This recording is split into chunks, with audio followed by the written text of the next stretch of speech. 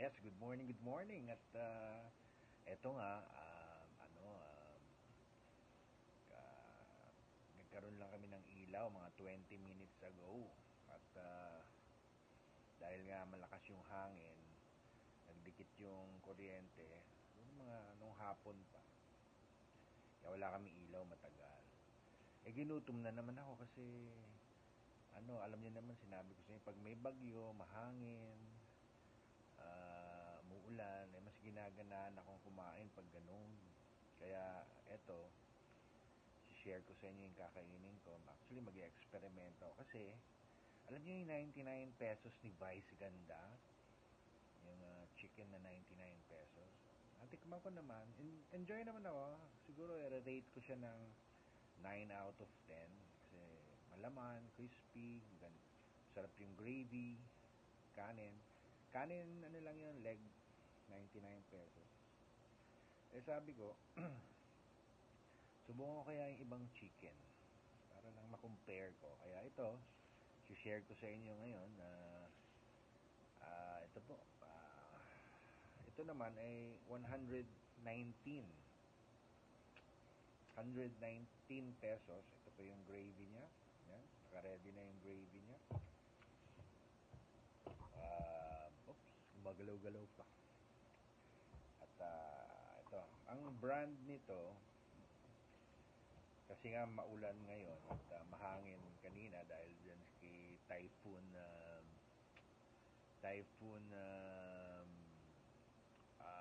Opong, ay ito yung atin ita-try ngayon umaga. First time kong kainin to. Tingnan natin. It's dahil maulan ngayon at mahangin,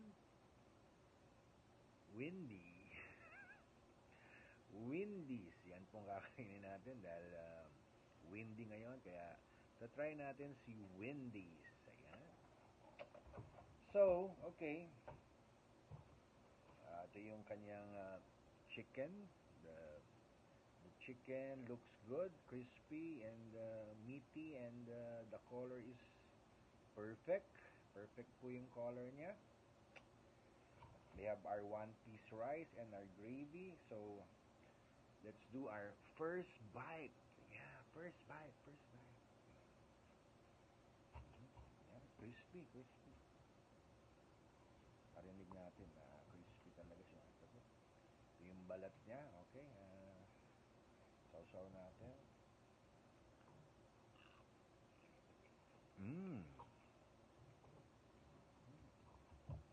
Natin ng kanin.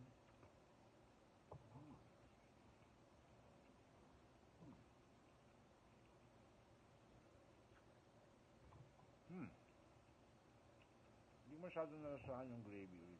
Dagdagan natin.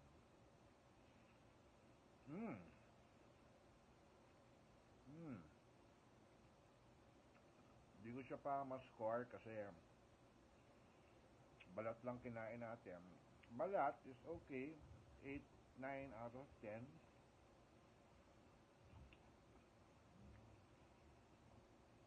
Kaya lang, kailangan man puro balat ang kainin natin, di ba?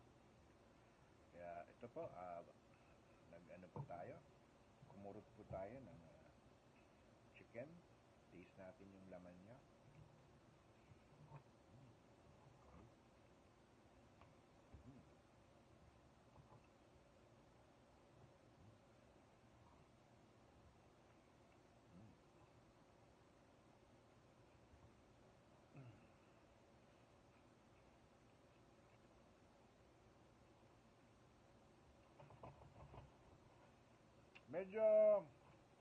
Medyo lang.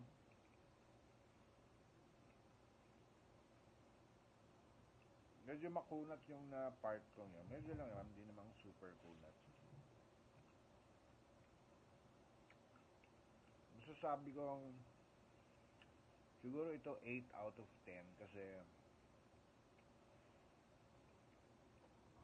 si Vice Ganda na chicken, kaya 9 out of 10 siya kasi parang feeling ko mas juicy siya. Ito may semi may semi siya, semi-kunat. Matagal yung yain. But, ano siya, yummy, yummy side.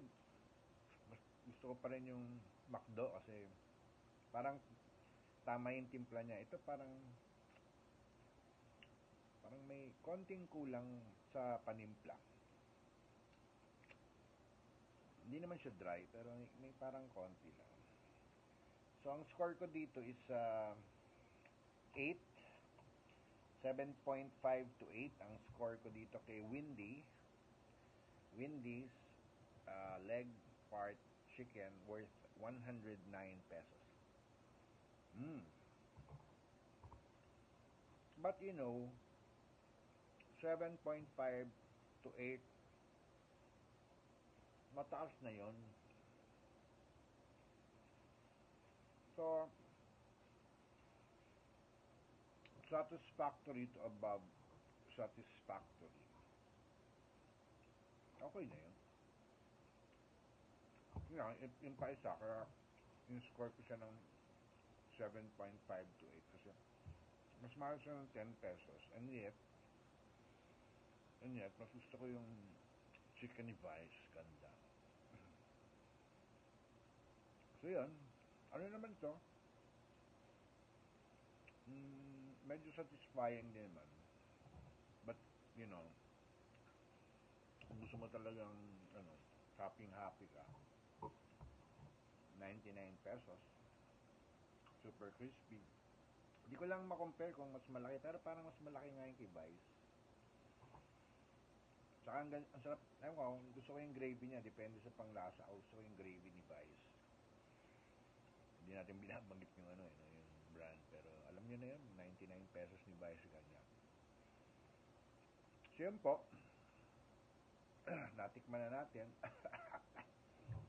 Okay, at muna tayo sandali.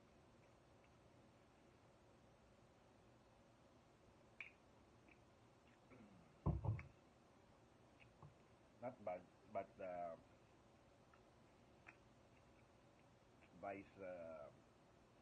Vice's chicken is a little bit better. Mas bet ko yung chicken ni Vice. So, yun po. And kita-kita ulit tayo mamaya. Hapon sa atin vlog. Salamat ulit sa mga laging nagla-like and laging follow sa amin. Good morning, good night, and salamat. I love you all.